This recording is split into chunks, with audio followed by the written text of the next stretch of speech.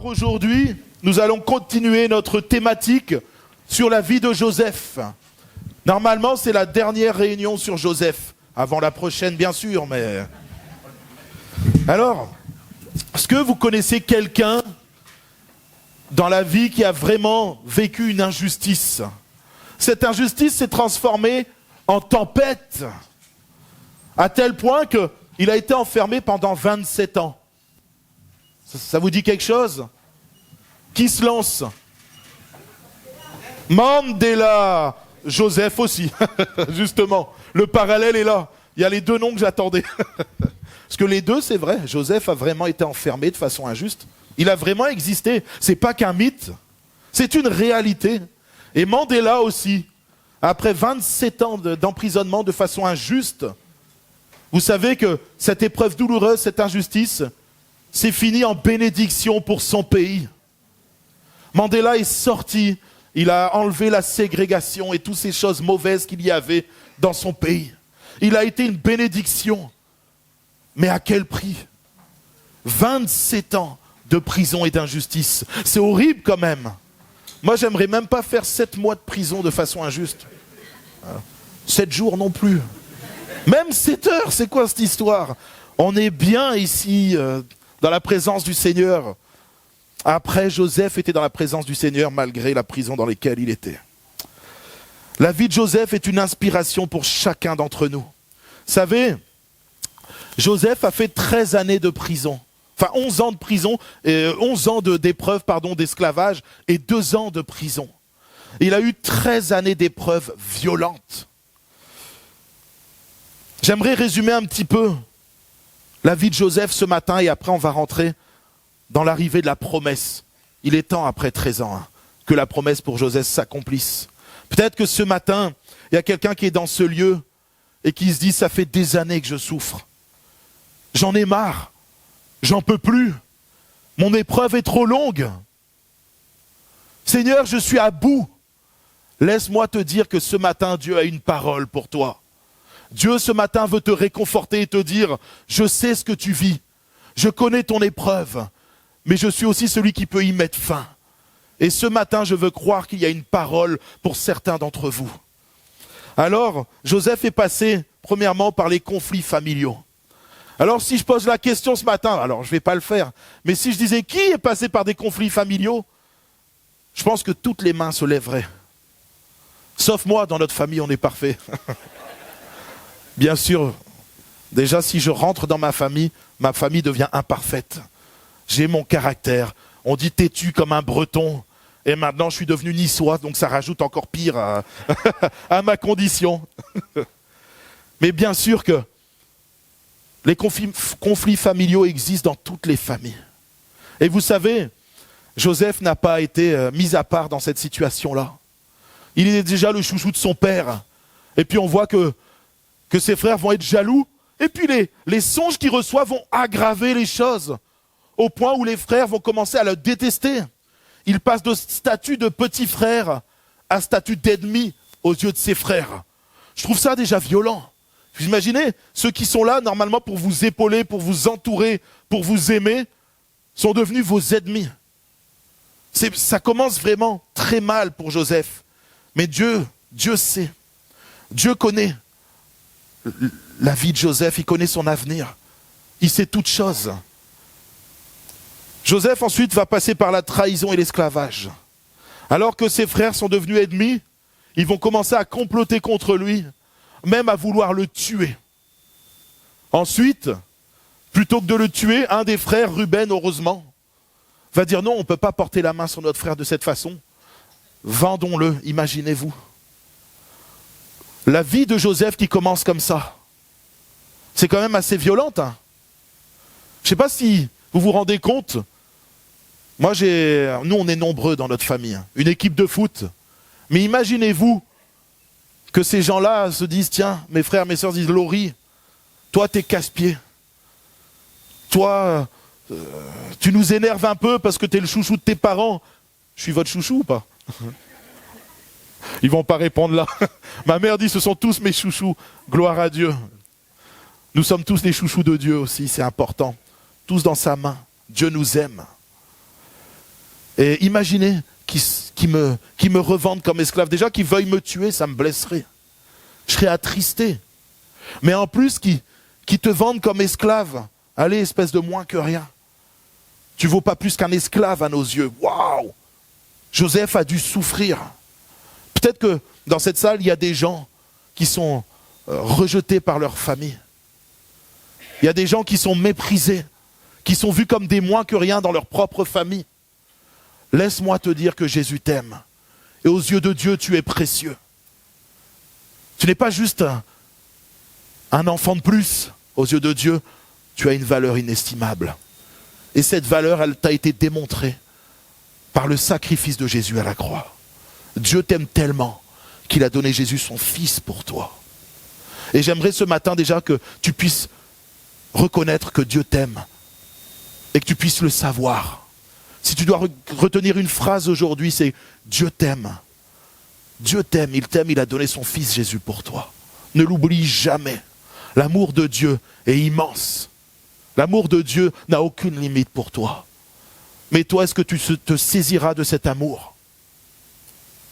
Ensuite, Joseph, il va être tenté, mais il va rester intègre. Ce que j'aime dans la vie de Joseph, c'est qu'il a un moment où il arrive dans une maison, il est esclave, il va devenir l'intendant de la maison. Et puis la Bible nous dit que la femme de Potiphar, donc pour qui il est intendant, va essayer de le séduire et avoir une relation avec lui. Mais lui, il va refuser. Il va rester intègre. Il va dire, mais je ne peux pas trahir mon maître, mais encore moins faire du mal à Dieu, pécher contre Dieu. Et ça va lui valoir d'être jeté en prison comme un malpropre. Quelle injustice! Mais tout ça va renforcer son cœur pour Dieu. Alors qu'il vit des injustices, qu'il est jeté maintenant plus bas que terre. Le but de Dieu, dans toutes ces épreuves-là, est vraiment de préparer le cœur de Joseph. Peut-être que toi aussi tu vis des injustices dans ta vie, dans ton travail. Et tu te dis, mais c'est pas possible. C'est moi qui aurais dû avoir l'augmentation. Je travaille 2 fois plus que mon collègue là. Et puis je suis malmené. Et à chaque fois je suis méprisé. Sache que tout ce par quoi tu passes est une préparation de Dieu pour ta vie. Ne sois pas triste. Ne te dis pas que Dieu ne t'aime pas. Ne te dis pas que Dieu ne connaît pas ta vie. Ne te dis pas que Dieu ne prête pas attention à ce que tu vis. Il ne néglige pas ton épreuve. Il ne te dit pas, oh c'est rien, tais-toi. Dieu ne te dit pas ça. Dieu te dit juste, aie confiance en moi. Je suis en train de te préparer pour quelque chose de plus grand. Est-ce que tu en prends conscience? Alors oui, les épreuves sont douloureuses, mais Dieu te prépare pour sa gloire. Il connaît, Joseph, l'injustice et la résilience. Il va accepter sa situation sans se plaindre. Qui ici, quand il vit une épreuve, ne se plaint pas? Il n'y a aucune main qui se lève, c'est normal. En plus, on est en France, le pays de la râlerie, on aime râler. Sauf à Nice quand même. Je me méfie parce qu'à la sortie, je vais me faire... On aime se plaindre et quand l'épreuve est là, on crie à Dieu. Hier, je parlais à quelqu'un qui me disait, j'en ai marre. J'en ai marre même de vivre. Je ne supporte plus ce qui se passe dans ma vie. C'est vrai que parfois les temps sont difficiles. Et ce message n'a pas pour but de négliger votre souffrance, de négliger vos épreuves et vos sentiments, vos émotions, mais de vous dire gardez courage, parce que Dieu est avec vous. Et ce matin, j'aimerais que vous puissiez prendre conscience que Dieu traverse les épreuves avec vous. Si ce matin tu es là et que tu es en bonne santé, ou même si tu es malade, mais que tu as pu venir, sache que c'est une bénédiction de Dieu, de pouvoir se réunir et d'être ensemble dans sa présence. Et rien que pour ça, je veux qu'on puisse glorifier le Seigneur.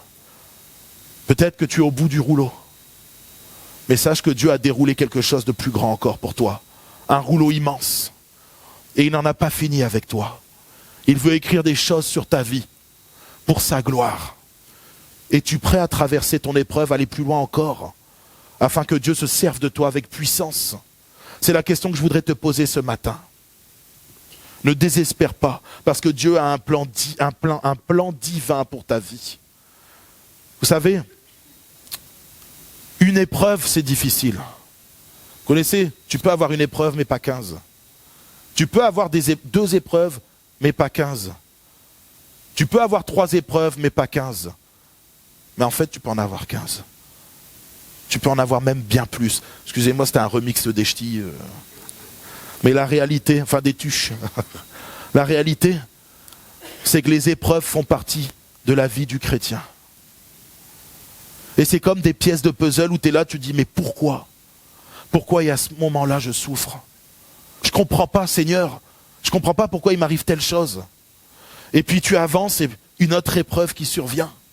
Et tu te dis, Seigneur, pourquoi encore ? Et puis, c'est une succession d'épreuves. Et tu ne comprends pas pourquoi ça t'arrive. Mais sache que Dieu est celui qui crée ton puzzle. Il est en train d'assembler les pièces pour arriver là où il veut t'amener. Dans un plan que tu ne peux même pas imaginer. Dieu veut te bénir. Mais pour ça, tu as besoin de vivre certaines choses. Tu as besoin d'être éprouvé. Et dans ton épreuve, crie au Seigneur. On l'a chanté, « Oh, prends mon âme ». Quel chant magnifique. Peu importe les craintes qui sont sur ton cœur, sur ta vie, peu importe les angoisses, dépose-les au pied de la croix. Crie à Jésus. Et je peux t'assurer que Jésus viendra te mettre du réconfort dans ton épreuve. En tout cas, moi, c'est ce qu'il a fait pour moi. Et je sais qu'il l'a fait pour beaucoup d'entre vous. Ce matin, Jésus veut dire à quelqu'un, je connais ton épreuve, je connais ta souffrance, je sais par quoi où tu passes. Mais je sais aussi que je suis celui qui peut te consoler dans ton épreuve. Je suis celui qui peut te relever. Je suis celui qui peut t'aider à traverser cette épreuve. Et je suis celui aussi qui va mettre fin à ton épreuve. Ce matin, je voudrais avoir une parole de réconfort pour toi, mon frère, ma sœur. Dieu sait. Dieu sait. Il n'est pas insensible à ce que tu vis, mais Dieu veut t'amener encore plus loin pour sa gloire. Maintenant, on va passer à l'accomplissement de la promesse de Dieu pour la vie de Joseph. Après 13 années de galère, après 13 années de difficultés, Dieu est celui qui va rajouter une pièce du puzzle de la vie de Joseph pour qu'enfin la promesse qu'il lui a donnée s'accomplisse. Dieu met en place un songe dans le cœur de Pharaon. On va prendre un texte qui se trouve dans Genèse au chapitre 41 et au verset 1 à 3. Ce texte nous dit, au bout de 2 ans, Pharaon eut un songe. Voici, il se tenait près du fleuve et voici, 7 vaches belles à voir et grasses de chair montèrent hors du fleuve et se mirent à paître dans la prairie. 7 autres vaches laides à voir et maigres de chair montèrent derrière elles et hors du fleuve. Elles se tinrent à leur côté sur le bord du fleuve. Rappelez-vous, il y a 2 ans avant le songe du Pharaon, il y a 2 hommes qui arrivent en prison avec Joseph. Ces 2 hommes ont un songe et puis ils vont aller voir Joseph. Enfin, Joseph va s'approcher d'eux et va leur révéler ce que veut dire leur songe. Et alors que les 2 hommes vont sortir, Joseph dit à un des 2, « Ne m'oublie pas quand tu seras rétabli devant Pharaon. Parle de Pharaon, de moi à Pharaon. Dis-lui que ce que j'ai fait pour toi. » Et puis cet homme va sortir et va oublier immédiatement ce que Joseph a fait pour lui. Là, on se retrouve 2 années plus tard. Et puis ce même homme qui est sorti de prison, qui a oublié Joseph, va se retrouver dans cette situation où le Pharaon a un songe. Et puis personne ne peut l'expliquer. Personne ne peut révéler au Pharaon le songe. Et cet homme, vous savez, il repense à ce qui s'est passé il y a 2 ans avant, dans la prison où il était. Vous savez, quand le Pharaon a un songe et que personne ne peut y répondre, ça peut énerver le Pharaon. Ça, à cette époque, il peut décider de décimer une partie de sa cour. Ah, vous, les magiciens et tous les gens qui êtes là, en fait, vous servez à rien et sur un caprice, il peut mettre fin à leur vie. Vous savez, du temps de Daniel, c'est ce qui s'est passé. Ils ont pris un coup de pression. Quoi, vous me servez à rien? J'ai un songe, personne ne peut l'accomplir. Si personne ne répond, et même si personne ne peut savoir le songe que j'ai eu, vous êtes tous morts. Vous savez, aujourd'hui, on est quand même bien lotis. Heureusement que notre président n'est pas comme ça. Vous servez à rien, je mets fin à votre vie. Et là, cet homme-là va se rappeler que Joseph a pu répondre au songe. Et du coup, il va dire au Pharaon, il y avait là avec nous un jeune hébreu, esclave du chef des gardes. Nous lui racontâmes nos songes et il nous les expliqua. Alors le Pharaon, qui a été vraiment interpellé par ces songes-là, il va se dire, mais faites appeler Joseph. On le fit sortir en hâte de prison. On le rasa, changea de vêtements et se rendit vers Pharaon. Pharaon dit à Joseph, j'ai eu un songe, personne ne peut l'expliquer. Et j'ai appris que tu expliques un songe après l'avoir entendu. Là, j'aimerais faire un arrêt sur image. Ça fait 13 années que Joseph, il est secoué dans tous les sens. Joseph, Dieu lui dit, tu vas devenir quelqu'un de grand, ta propre famille va s'incliner devant toi. Joseph, l'accomplissement de cette promesse, il ne la voit pas. Il commence d'abord par être vendu comme esclave. Ensuite, il commence à revenir comme intendant de la maison de Potiphar. Il commence enfin à peut-être voir le début de la promesse arriver. Je deviens quelqu'un dans la maison de quelqu'un d'important. Pouah, jeté en prison. Ah là là, imaginez-vous le yo-yo là, au niveau des émotions. Et puis alors qu'en prison, il commence à être reconnu, là il y a deux hommes qui rentrent dans cette prison, qui sont autour du Pharaon. Joseph vient expliquer leur songe. Joseph se dit, là c'est une porte ouverte, c'est un accès direct auprès du Pharaon. Ça va être le moment où je vais être élevé. Voilà, le songe que j'ai reçu de Dieu va enfin s'accomplir. Fop. Le gars, il oublie. Il se passe les 2 années. Imaginez-vous ce que Joseph, peut-être, doit être en train de se dire. En tout cas, si ça avait été moi, je me serais dit, oh Seigneur, je vais encore avoir un faux espoir. Ça fait 13 ans que je galère. Mais j'en peux plus, Seigneur, je veux même pas là. J'ai même pas envie d'espérer, j'ai plus envie d'espérer. J'ai plus envie d'espérer parce que j'ai tellement souffert et que l'espoir au final me fait souffrir. Mais c'est pas ce que Joseph a vécu. Immédiatement, Joseph se présente devant le Pharaon. Et il commence par dire, moi, Pharaon, je ne peux pas t'expliquer les rêves. Dieu peut le faire. Il remet tout de suite Dieu au centre. Il glorifie Dieu. Après 13 années de souffrance, la première réaction de Joseph, c'est de rendre gloire à Dieu. Est-ce que ce matin, on peut dire la même chose lorsque nous sommes dans une épreuve? Est-ce qu'on arrive à rendre gloire à Dieu au sein de cette épreuve? Est-ce que quand les gens viennent nous voir, nous qui sommes chrétiens, et qui souffrons durant cette épreuve, c'est vrai. Quand quelqu'un vient et nous dit, moi aussi je souffre, est-ce qu'on arrive à dire, mais Dieu peut t'aider dans ta souffrance. Dieu peut t'aider dans ton épreuve. C'est vrai que c'est difficile. C'est difficile quand on souffre de dire à quelqu'un qui souffre, Dieu va t'aider. Alors que toi tu attends peut-être depuis des années que Dieu vienne régler ta souffrance, ton épreuve. Et pourtant Joseph, sans aucune hésitation, vient glorifier Dieu. Dieu peut. Et puis là, Joseph va révéler le songe au Pharaon. Vous imaginez? Je pense que ce matin, il y a des personnes qui sont fatiguées dans cette salle. J'en suis convaincu parce que quand je préparais ce message-là, Dieu me disait ce message est pour certaines personnes qui sont fatiguées et épuisées, qui vivent des épreuves, qui n'en peuvent plus. Mais Laurie, tu dois leur dire que j'ai envie de les relever. Tu dois leur dire que je suis leur Dieu et que dans cette épreuve-là, je veux les fortifier.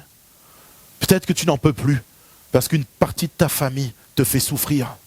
Peut-être que c'est ta santé. Je ne sais pas ce par quoi tu passes. Mais Dieu, lui, il le sait. Et ce matin, il veut te donner cette parole. Je suis présent dans ton épreuve. Fais-moi confiance. Ne désespère pas. Fais comme Joseph et crois que tout ce que je t'ai dit, tout ce que j'ai promis sur ta vie va s'accomplir.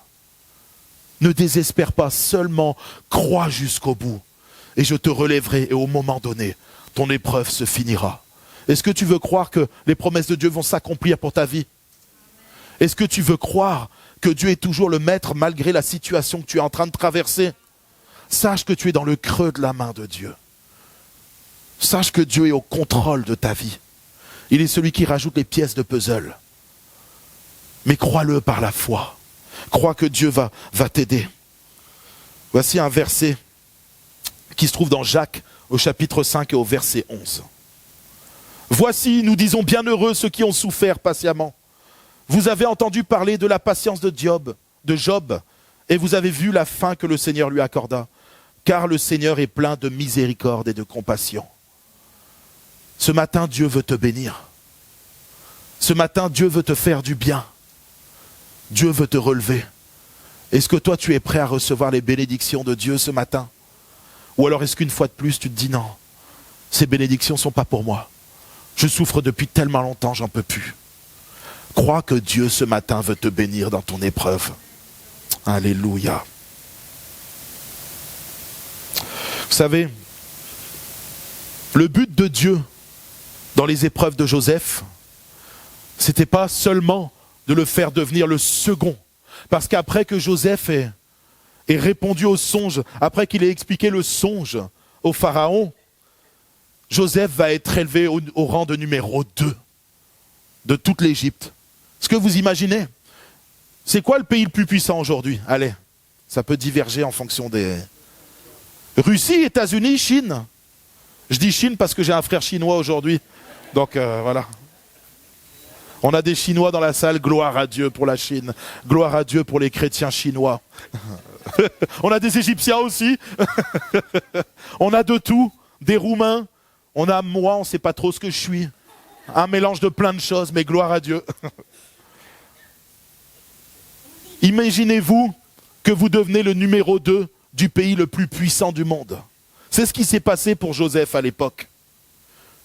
Il a été propulsé de prisonnier au 2e homme de l'Égypte. Celui qui va diriger le gouverneur, le premier ministre de l'Égypte. Est-ce que vous imaginez? Joseph, lui, il n'avait pas prévu ça. Dans les songes que Dieu lui avait donnés, c'était il allait être élevé devant sa famille, devant ses parents. Et toutes ces épreuves qu'il a subies ont été pour le préparer à devenir le numéro 2 d'Égypte. Dieu ne l'a pas mis numéro 2 tout de suite. Vous savez pourquoi? Parce que si Joseph, à l'âge de 18, 19, 20 ans, était devenu le numéro 2 d'Égypte, ça aurait été un jeune qui sans doute se serait détourné de Dieu. Ça aurait été quelqu'un qui peut-être se serait rempli d'orgueil. Ah, je suis devenu le numéro 2. Vous savez, on gonfle un peu là comme ça. Va me chercher vite mon café là. Hein? Oh là là, il y a un petit saucisson qui traîne là. C'est moi d'abord. Voilà. Vous savez, Dieu a d'abord travaillé le cœur de Joseph pour qu'il devienne celui qui sera le salut de beaucoup. Parce que quand Joseph va être élevé en numéro 2, Dieu va lui révéler, et c'est la révélation qu'il a eue à travers les songes, il va lui révéler qu'il va y avoir 7 ans d'abondance dans le pays d'Égypte, mais après 7 ans de famine. Imaginez-vous, Dieu a préparé Joseph avec une sagesse, une patience, une résilience. Il a appris à Joseph à dépendre de lui.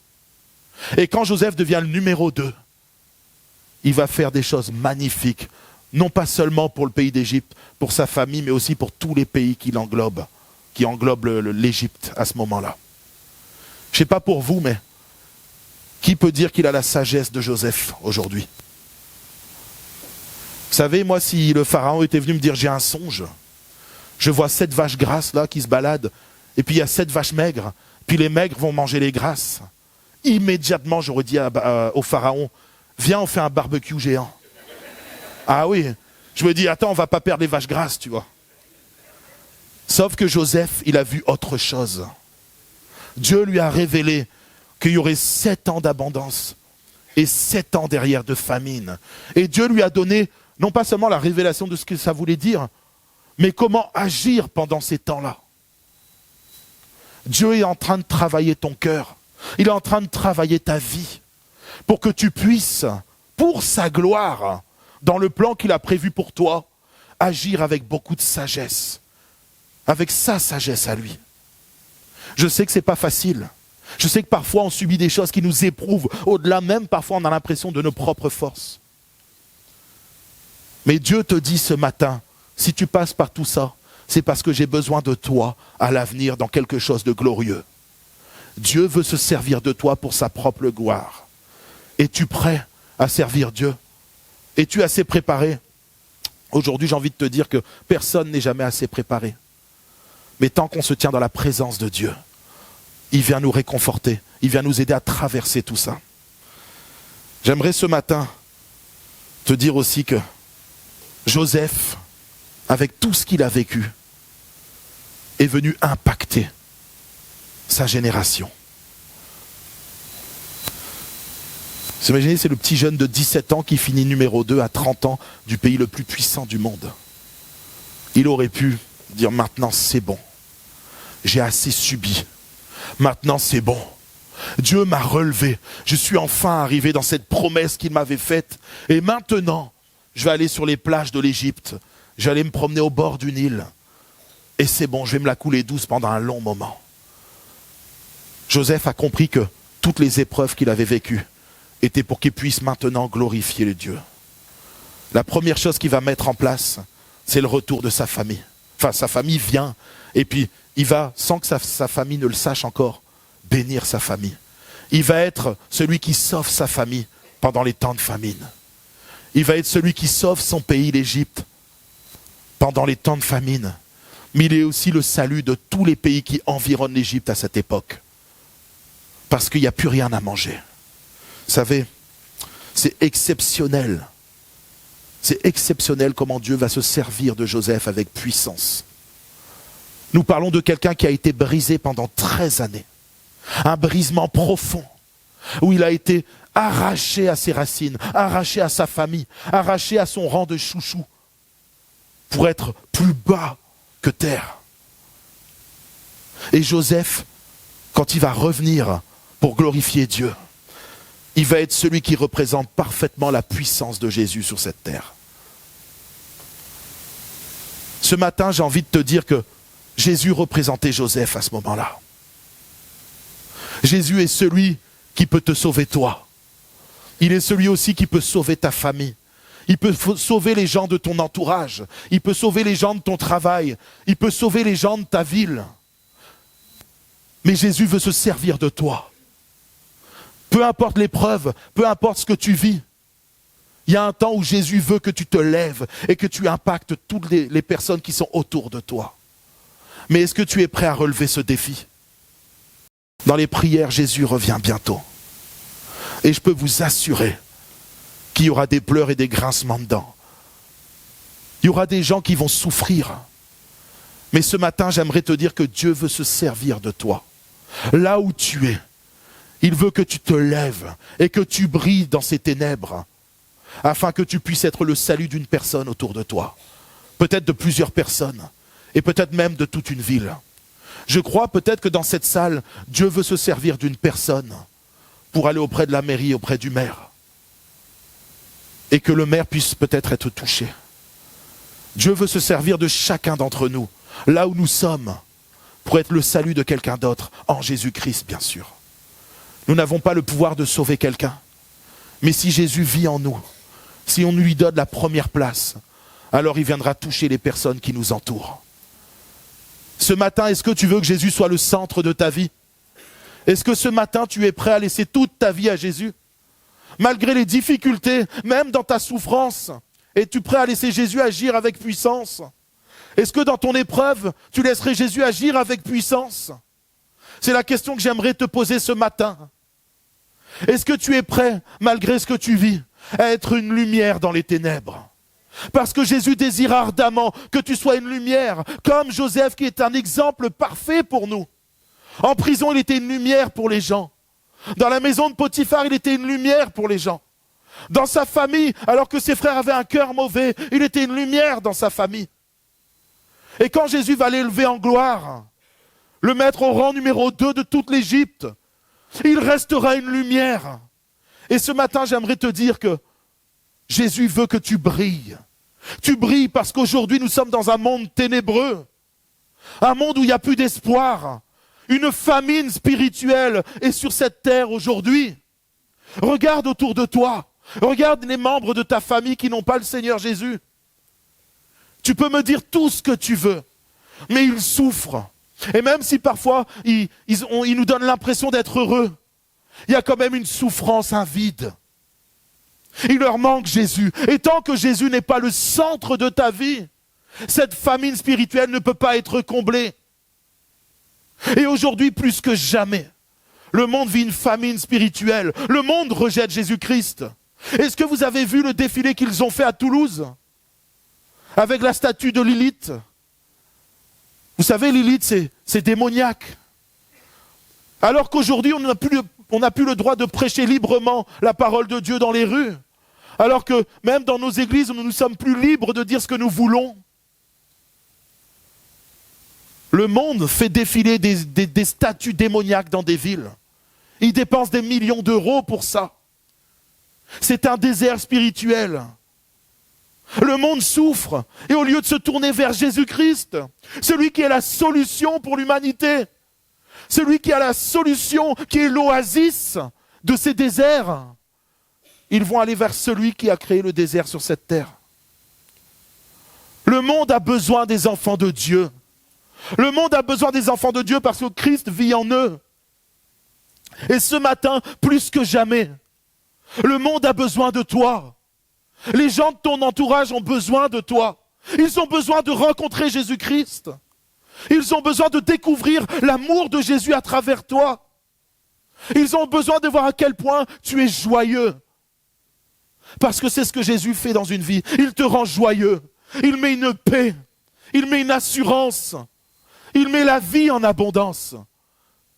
Et ce matin, le monde a besoin de rencontrer des gens remplis d'amour, vivants par le Saint-Esprit.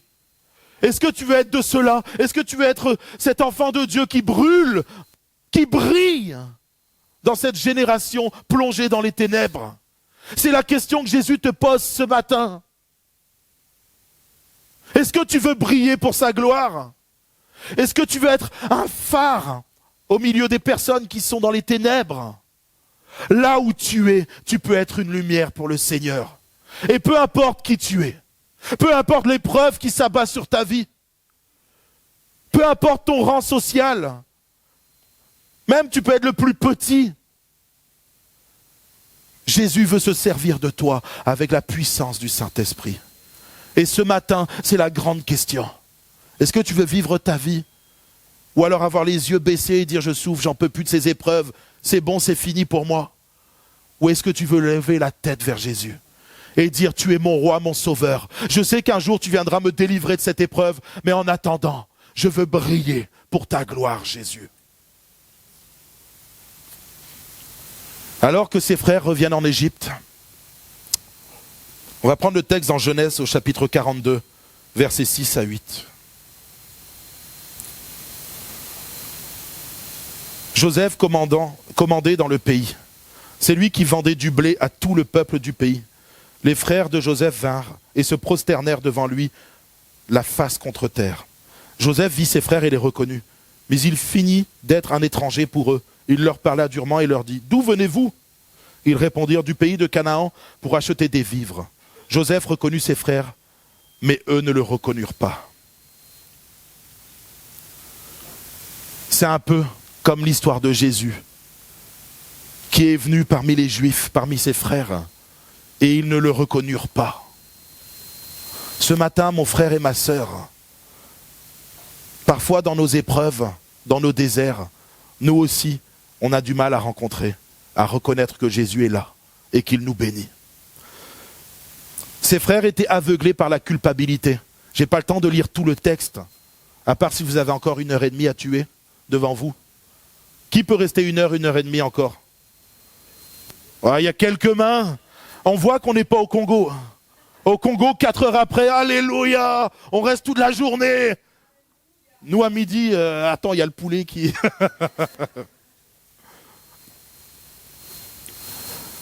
Vous savez, les frères de Joseph, ils ne vont pas reconnaître Joseph. Joseph va être dur avec eux. Il va les éprouver un peu pour connaître leur cœur. Et à un moment, les frères de Joseph vont parler et ils vont se rendre compte en fait que ce qui est en train de leur arriver, ils ne le savent pas, hein, mais ce qui est en train de leur arriver, ils se disent « Waouh, c'est parce qu'on a le sang de notre frère sur notre tête. Ça retombe sur nous. On a fait du mal et Dieu est en train de nous punir. Ce qu'ils ne savent pas, c'est que leur frère est devant. C'est quand même assez drôle. Hein. Moi, j'aurais du mal à pas reconnaître mon frère. Après, peut-être que Joseph avait une espèce de coiffe là, de pharaon, des habits spéciaux. Et puis il parlait égyptien sans doute à ce moment-là. Parce qu'à un moment, ils vont se mettre à parler. Et puis, ils ne savaient pas que Joseph comprenait ce qu'il disait. Donc Joseph devait parler l'égyptien à ce moment-là. C'est quoi la langue de l'Égypte à cette époque, tu sais, Samir? De quoi?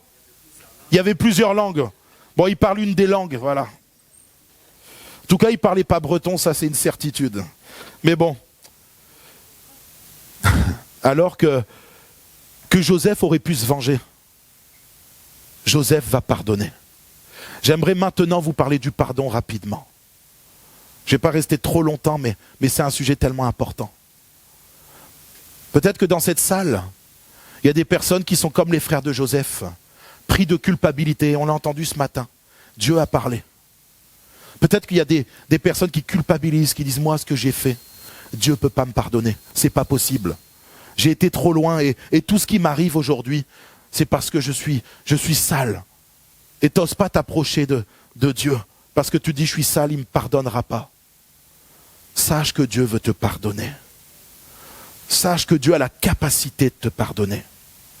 Mais pour ça, il faut que tu t'approches de lui. Et que tu découvres son pardon. Son divin pardon. En Jésus-Christ, tu peux être pardonné de tous tes péchés. Mais pour ça, il faut que tu décides de t'approcher de Jésus. Et de lui demander pardon.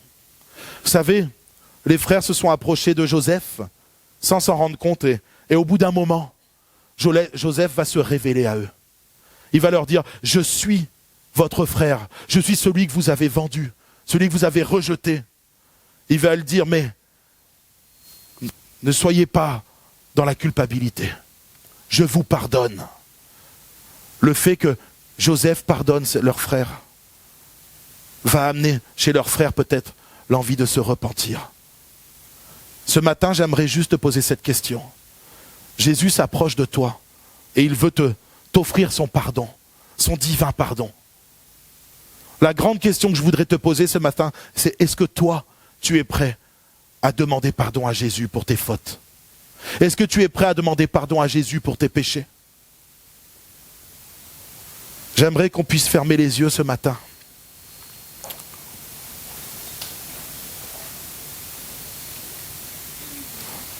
Et dans le pardon, il y a deux choses qui sont intéressantes. La première, c'est que Joseph pardonne ses frères. Et aujourd'hui, il y a peut-être dans cette salle des personnes qui n'ont pas encore accepté Jésus. Il y a des personnes peut-être dans cette salle qui se sentent trop sales, trop coupables. Il y a peut-être des personnes dans cette salle qui souffrent et qui se disent « Waouh, mais moi j'y arrive pas. Mais qu'est-ce que je dois faire pour enlever la culpabilité de mon cœur ?» Ce matin, Jésus tout simplement te dit « Viens à moi. Viens à moi et demande-moi pardon tout simplement. Et je te pardonnerai. J'ôterai la culpabilité de ton cœur. Je ferai de toi une créature nouvelle, quelqu'un qui vit sans plus aucune culpabilité, parce que je pardonnerai tous tes péchés. » Est-ce que ce matin, il y a quelqu'un dans cette salle qui est dans ce cas-là et qui voudrait demander pardon à Jésus pour ses péchés? Tu n'as juste qu'à lever ta main à ta place. Oh, le Seigneur voit les mains qui se sont levées, gloire à Dieu. Vous pouvez baisser vos mains, gloire à Dieu. Alléluia. Le Seigneur a vu les mains qui se levaient. Et maintenant, ça se passe entre toi et Jésus. Et il suffit que tu t'approches de Jésus et que dans ton cœur tu dises « Seigneur Jésus, je te demande pardon pour mes péchés. » Et Jésus te pardonnera de tous tes péchés parce qu'il est rempli d'amour et surtout parce qu'il a payé le prix à la croix à ta place. Je vais prier pour toi, mais toi aussi dans ton cœur, demande pardon à Jésus pour tes péchés. Et la Bible dit qu'il est juste et fidèle pour pardonner tes péchés si tu les as confessés. Oh Seigneur Jésus, ce matin, nous te prions pour les mains qui se sont levées, pour ces personnes qui ont accepté Jésus, qui ont demandé pardon pour leurs péchés. Seigneur, ils sont entre tes mains maintenant. Viens par la puissance de ton esprit leur révéler, Seigneur mon Dieu, qui tu es. leur révéler qu'ils sont pécheurs, leur révéler que, Seigneur mon Dieu, ils peuvent être justifiés par ton sang précieux. Seigneur, nous te prions afin que tu puisses les préserver. Nous te prions pour que le diable ne puisse pas venir, Seigneur mon Dieu, enlever ce qui a été semé ce matin, mais bien au contraire, nous te prions afin que tu puisses faire pousser, Seigneur mon Dieu, ce qui a été semé. Seigneur Jésus, ils sont entre tes mains maintenant. Nous te prions pour que toute addiction, toute mauvaise pensée, que toute culpabilité vienne sortir, Seigneur mon Dieu, de leur vie, afin que ton amour et ta paix et ta joie demeurent en eux, que ton esprit, Seigneur mon Dieu, entre en eux, qu'ils deviennent le temple du Saint-Esprit. Oh Seigneur, nous te prions, afin que, Seigneur mon Dieu, ils puissent grandir dans cette belle famille de Christ. Oh Seigneur, merci pour leur vie, merci pour qui ils sont. Amen. Je voudrais aussi également maintenant, rapidement,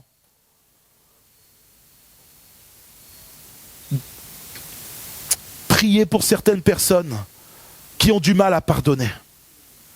Il y a des personnes dans ce lieu qui ont subi des choses peut-être graves. Et il y a des personnes dans ce lieu qui n'arrivent pas à pardonner. Il y a un problème au niveau du pardon, il y a un blocage. Quelqu'un t'a fait du mal et tu n'arrives pas à avancer. Tu crois en Dieu, tu aimes Jésus, il n'y a pas de souci. Mais tu n'arrives plus à avancer. Et ta vie est devenue comme sèche. Et ce matin, le Seigneur te dit, le pardon est divin. Je peux t'aider à pardonner. Mais il faut que toi tu le veuilles. Et Jésus ce matin veut dire à quelqu'un, pardonne comme je t'ai pardonné. Pardonne comme Joseph a pardonné à ses frères. Alors je vais faire cet appel. Si dans cette salle, il y a une personne qui a du mal à pardonner et qui voudrait le faire mais qui n'y arrive pas, qui a besoin de l'aide de Dieu, lève ta main à ta place et on priera pour toi. Oh, le Seigneur voit les mains qui se lèvent. Gloire à Dieu. Gloire à Dieu. N'oublie pas, vous pouvez baisser vos mains. N'oubliez pas que le pardon est divin.